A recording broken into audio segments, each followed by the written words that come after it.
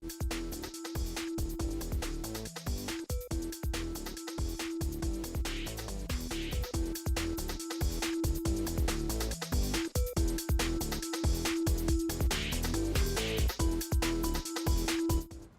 morning, I'm Becca Gutierrez. Thanks for joining us for Mornings on the Hill. And I'm Dami Sillo. Here's a look at some of the stories we'll be talking about over the next half hour. Some Syracuse University students are first-generation college students. Reporter Tyler Lowell is live to tell us about the special challenges they face. Plus, public relations students learned from the man who handled crisis communications for the Miracle on the Hudson landing in 2009. We'll tell you his advice for making your mark in the PR world. And next week is Thanksgiving break.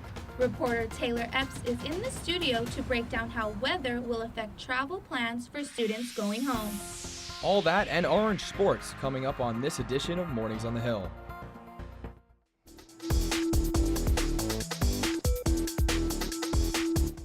Our top story this hour, high school seniors across the country are putting the finishing touches on their college applications, with many deadlines coming at the end of this month.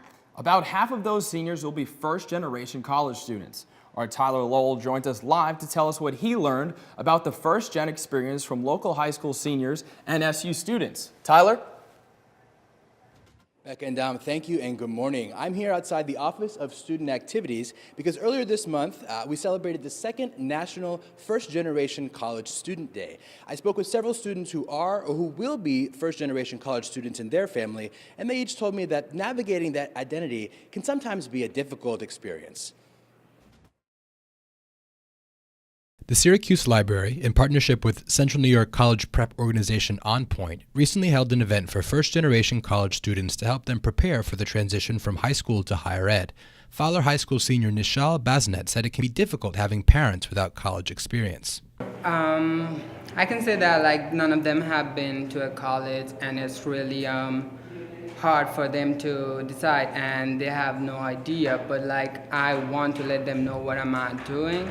Basnet said his guidance counselor and programs like On Point help fill that knowledge gap. But up here on campus, SU students like Micah Castello say they don't feel that there's adequate support for the unique needs and obstacles that first-gen students can face. I actually don't see a lot of resources for first-generation college students, specifically for first-gen graduate students here at Newhouse. SU's official recognized organization for first-gen students, called The First, does not appear to be currently active on campus. Their social media accounts have been inactive for over a year. However, there is an August pre-orientation program designed with the needs of incoming first-generation students in mind. First-generation college students are a coveted population that universities want to recruit when building their classes each year. Like race and gender, it's another important category in terms of building a diverse student population, but like those categories, it also has unique challenges that universities must help their students overcome if they want them to succeed. A lack of knowledge about the college experience can be a major hurdle for first-gen students, leading 4 times as many of them to drop out when compared to their peers. To help lower those numbers, first-gen student Mohammed Damani said creating a more personal network of mentors and mentees would benefit the students who are navigating higher ed environments for the first time. I think we could definitely use some mentors and some professors who could be mentors to people who college is a new thing for them. We could also, get advice from seniors who've been in the field for a long time who teach you. I think that would be a good step. Imani also said that he hasn't seen any advertisements or announcements specifically dedicated to first-generation programming either. The 2 offices normally in charge of overseeing any programming for first-gen students unfortunately were unavailable for comment. Reporting live, I'm Tyler Lowell for Mornings on the Hill. Thanks, Tyler. Overnight, we saw a significant snowfall, making for slippery streets and sidewalks here on campus. Our Emily Barkan is live out on University Ave to tell if more snow is in the forecast. Good morning, Syracuse. I am here on University Avenue live with your 5-day forecast. Last night we had our first full snow of the winter with a light dusting overnight. Today, Wednesday, we're expecting clouds with a 70% chance of rain. It'll be a high of 30 degrees with a low of 18 degrees. Tomorrow, Thursday, will be slightly warmer with a high of 34 degrees and a low of 26, and only a 20% chance of rain. The temperature keeps rising with a high of 37 degrees on Friday and a low of 33 with a 70% chance of snow. The snow will stop on Saturday with only a 20% chance of precipitation and reach a high of 39 degrees and a low of 27 for the first day of the weekend. Sunday, the weather dips for the first time this week back down to 34 degrees with a low of 27. There's going to be a 40% chance of precipitation, so grab your umbrellas, Syracuse. I can say that the sidewalks have been salted and the snow is sticking to the grass. Cars seem to be having a good time driving through, no issues yet. So get your hats, get your gloves, make sure you're wearing a jacket, and enjoy your Wednesday. Back to you guys in the warm studio. Thanks, Emily. Better bundle up. This is Entrepreneurship Week, an international event where thousands of students and aspiring entrepreneurs get the opportunity to network. Over 10 million leaders in the business world are being connected this week, and one came right here to campus. On Monday, Haley Foster kicked off this week by sharing her story with SU students. An entrepreneurship coach and author, Foster recently published her own book, Foster Your Passion. She made her message to students clear: find something you care about and be ready to work for it. Too young or too old to foster your passion, so the idea is to reach out to students at this age when they're trying to figure out what their passions are and give them some of the tools and strategies to help them find that passion. 35,000 events will take place all over the globe before the week is over. Public relations students here at Newhouse learned from an industry veteran this week. PR executive and SU alum Jim Olson spoke as part of Social Commons Days. Olson is currently the Chief Communications Officer for Steward Healthcare. But he's known for his handling of the PR crisis for U.S. Airways after the Miracle on the Hudson emergency plane landing. Olson's message for current PR students: to know and understand the purpose of the future company you're working for. It's really before you take on that first job after college, making sure that you're working for a company and finding companies that have a shared purpose, that have values that match your own. Students that are studying communications, really truly understanding what the ingredients of purpose-driven stories are. And that starts with really understanding the mission and the purpose of the company that you're working for. Social Commons Days wrapped up last night. Applications will soon be open for PR students interested in being ambassadors for next year's event. The Shine Student Center is getting ready for a big makeover. The renovations are part of the Campus Framework Initiative, a 20-year plan to guide future campus development. The Shine construction is set to begin in May of next year. The new features will include more dining options, accessible pathways, and additional seating. About 1,600 students gave feedback to the university about what changes they would like to see. Over the weekend, Veterans Day celebrations took place on the Syracuse campus and community. On Saturday, Syracuse University Veterans Affinity Group and members of the community took part in a service project at Oakwood Cemetery. Volunteers worked together scrubbing headstones and shoveling dirt and leaves in Section 15A, where the graves of many fallen military members are located. Jennifer Pluta, a member of the Veterans Affinity Group, shared why she believes this event is important. Personal project. No one else is doing this, right? This isn't a project that was, created through the organization. It's definitely a need that was being unmet. So it's something that we do with pride and with much excitement. And again, it brings together a lot. It's an opportunity for us to bond and get together. Currently, there are 17 veterans without headstones. The Affinity Group plans to get the necessary documents and funding to provide headstones for those fallen military members. Coming up here on Mornings on the Hill, one SU senior is challenging the predominantly male-centered field of video games. Also coming up, Thanksgiving break is on its way. We have tips for how you can keep your dorms and apartments safe while you're away. Stay with us for those stories and much more right here on Mornings on the Hill. Welcome back to Mornings on the Hill. If you're traveling home for the Thanksgiving holiday, you have many options for transportation this weekend. But with the snow, these rides home might be a little bit more difficult. Our own Taylor Epps is live in studio to tell us what to expect. Thanks, Becca. That's right. Traveling home for Turkey Day in the snow might bring some obstacles, but whether you're driving or flying, I've got you covered with the information here. So those taking to the airport this weekend, be aware that the snowy weather could cause some delays. According to the FAA, Hancock International Airport is experiencing some general traffic delays, both for those departing and arriving flights of about 15 minutes. And because of weather and winds, those going to LaGuardia in New York City might see some even longer delays, around like 20 to 30 minutes. So make sure you get to the airport early and stay prepared. For those hitting the road, the conditions are looking pretty rough out there since we're having all those snow showers this weekend. Be careful because your car might slip and slide, especially on Friday. The National Weather Service says when there's ice and snow, please take it slow. And if you're traveling through New York or Pennsylvania, you're sure to have a pretty snowy ride. But if you're leaving those areas, it should clear up as you go along. Now, if you're taking the bus or the train and need a ride to the transportation center, the Student Association offers free shuttles from Thursday to Sunday. The shuttle picks up at the back of Shine Student Center on the top of every hour. It gets to the transportation center 20 minutes past the hour and to the airport 30 to 40 minutes past the hour. Now, these shuttle times differ per day. It's 4 to 10 on Thursday, 10 to 10 on Friday, 6 a.m. to 2 p.m. on Saturday, and 10 to 10 on Sunday. The Student Association also offers buses to major areas including Boston, North Jersey, New York City, Philly, and D.C. Unfortunately, these student tickets are sold out, but there is a way you could still make it. Let's find out. Week I have been looking for student ambassadors, so there are free tickets open, but it's only limited to 10 people. The student ambassadors, they're mainly like our representatives on the bus. They take attendance there and back, and the ticket is free, so those are only tickets that are made available after the fact when things are sold out.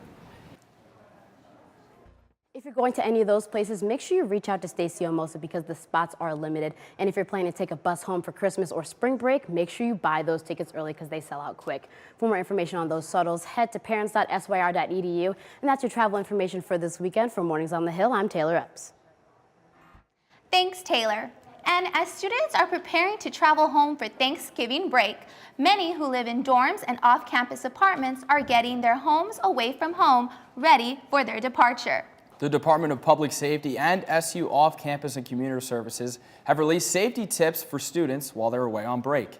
Students who live off campus should make sure to keep thermostats set to a temperature higher than 55 degrees so that the pipes do not freeze, especially with the cold weather we are now experiencing.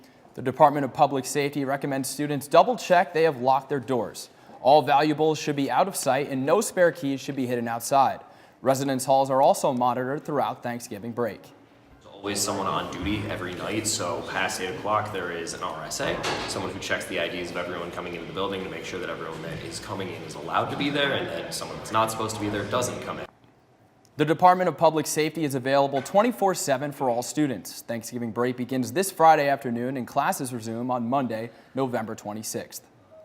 Male stereotypes, sports cars, and gaming are usually some of the things that come to mind. Our contributing reporter James Hilepo talked to an undergraduate student about her increasing popularity and commitment to gaming and esports. All the trappings of a college girl's room. Lights, pictures with friends, a tapestry, and a gaming computer? Syracuse University senior Julia Milana has built a following streaming video games. People love that I am a girl doing this, like showing that it's just not guys. In a historically male field, Milana has created a brand for herself, complete with stickers for her biggest fans. She mostly plays the widely popular game Fortnite. Damn it, Julia. Milana will sit here and stream her video games for long periods of time, sometimes 8, 12, even 17 hours on end. And I can see why. This chair is pretty comfortable. Though still only a small group, female streamers are a growing trend.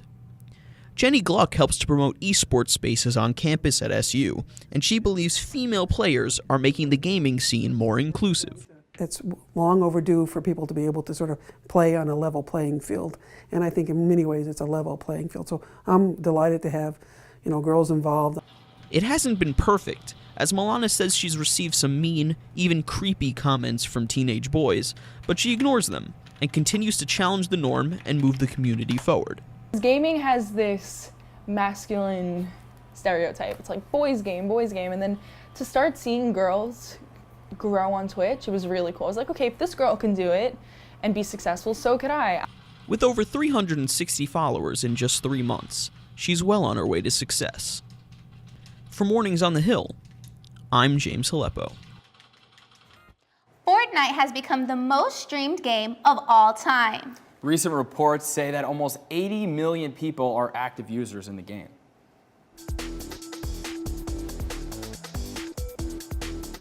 Now, it's only been a week since the results of the midterm elections came out, and tonight, students in Newhouse and the iSchool are invited to attend a seminar which focuses on how social media impacted the outcomes. Our own Rebecca Castor is live in studio this morning with 2 of tonight's panelists.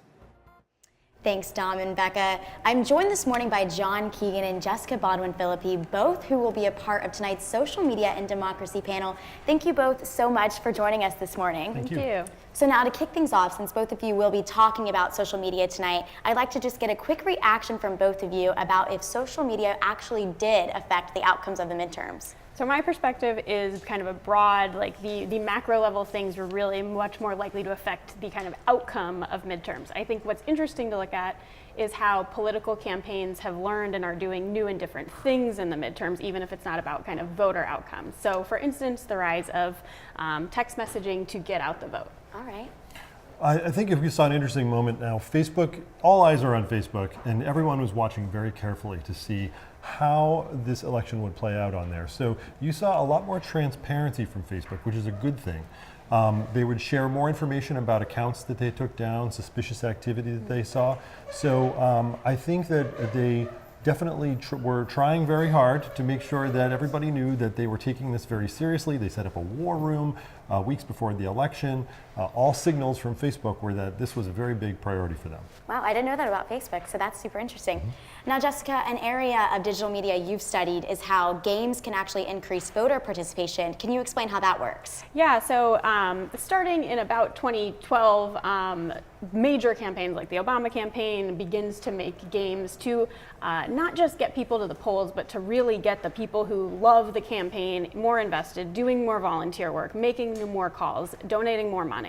And so we see that proliferate in the 2016 election, certainly among the major party candidates, but even the kind of primary level candidates were creating these new games designed to get people information, to share that information in their social media networks in firms like Facebook and Twitter, but then also tallying the vote calls, the amount of calls that they're making, trying to get them to make more and more and kind of incentivizing them with badges.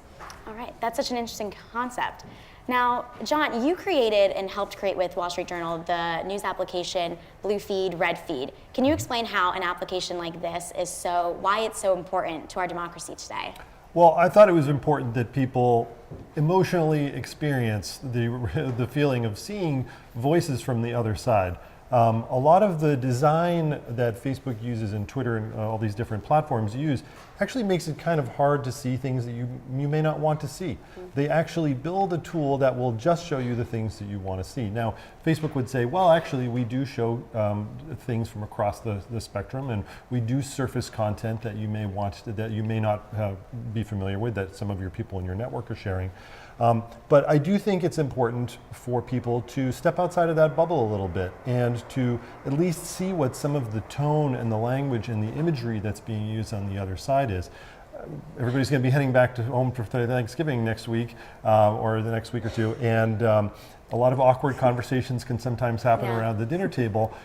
This is a moment to kind of experience a little bit of what the other side is saying, so you can at least understand those voices and maybe kind of see a new perspective. Yeah, I like that idea about your Facebook feed kind of becoming your Thanksgiving dinner table. Well, thank you guys both so much for joining us this morning. Newhouse students definitely are in for a treat tonight during your seminar. And I'm Rebecca Castor, and now we're going to go to Emily Barkin with your Orange Buzz.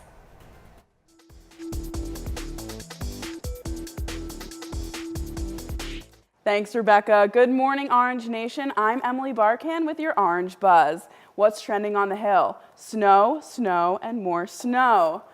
Allie says, me, when I woke up, not even 1 inch of snow in Syracuse, and checking my email to see that my professors didn't cancel class.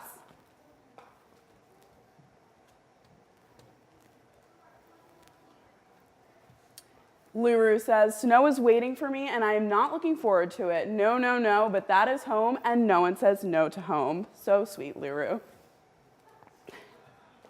I am not mentally prepared for tonight and tomorrow. Also, I've been back in Syracuse for 6 months and I haven't even bought new winter boots or snow brush yet, but at least I got a Jeep. So true, Samantha, a Jeep will help you in the snow. And girl Melanie says, people don't believe me when I tell them Syracuse is a different kind of cold. They hand out snow shovels like they're school supplies. That's very true. Off-campus services gives out shovels, so go grab one if you need one. And Merrill says, OMG, it's snowing in Syracuse. Even though it's a hassle to drive, and I must admit it's truly beautiful. Hashtag winter wonderland, hashtag snow. Drive safe, everyone. Truer words have never been spoken. The winter is very pretty and the snow is starting to fall.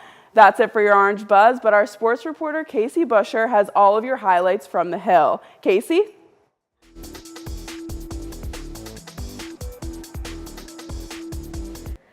Syracuse volleyball is headed into the end of the season with high hopes of making the tournament for the first time ever.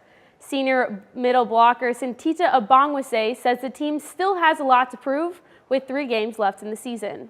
If we really want this, we really want to attain this, we really want to have a true shot, we have to put these 3 teams away. Like, these are teams who are in the middle to the bottom of the ACC and they can make and break us, so don't take it lackadaisical. No game is going to be given to us, so we have to earn these next 3 matches so we can earn a spot in the tournament. And how impactful has the home crowd been this season? You're 6-1 at home. What do you say about the fans and the Syracuse community coming to support the volleyball team? I love it. I love that the seats are not, I want to say the benches aren't cleared. There's people there. There's people who are religiously coming to our games, and it's really nice to have a crowd out there because it just feels good when you're at home and there's people that want to actually see you play. The Syracuse men's basketball team kicked off the season strong with a 2-0 start. Last Saturday, the Orange topped Morehead State. A pair of 20-point performances from Tyus Battle and Elijah Hughes for the second 2K Empire Classic against Morehead State. Battle finished the night with a team high of 23 points and Elijah Hughes' career high of 21 points. Both leaders shot 7 for 15 in the field, and Hughes added his personal best of 8 rebounds. Brissett and Chukwu each rebounded and recorded double-doubles for the Orange. Brissett finished with 17 points with a game high of 12 rebounds. Chukwu added 14 points and 10 rebounds in the victory. This weekend, the Orange head to New York City tomorrow to take on UConn at 7 p.m. at Madison Square Garden. Lots of Syracuse sports to tune into this weekend. I'm Casey Busher, and that's all for your Orange Sports Update. But don't worry, we have more news for you here on Mornings on the Hill. SU students are volunteering at local elementary schools to help bring up literacy rates in Onondaga County. Stay with us, that story and more just ahead.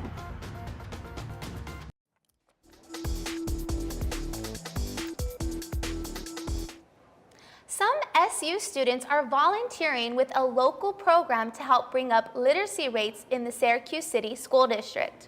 Students from the School of Education work with elementary-age children for a half hour 2 times a week. Our Elijah Williams joins us now live with that story.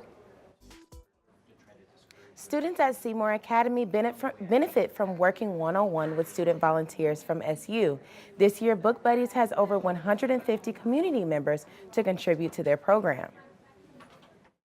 As a teacher, we work on supporting students when they're behind, but when we have community support as well, it helps push our students further and they make more growth.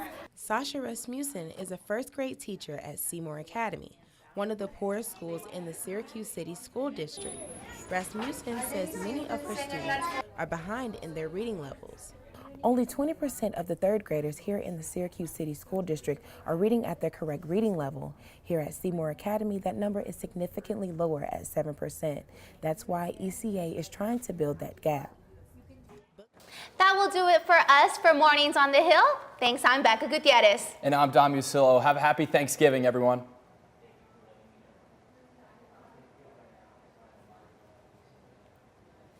All right, that's it. Good job.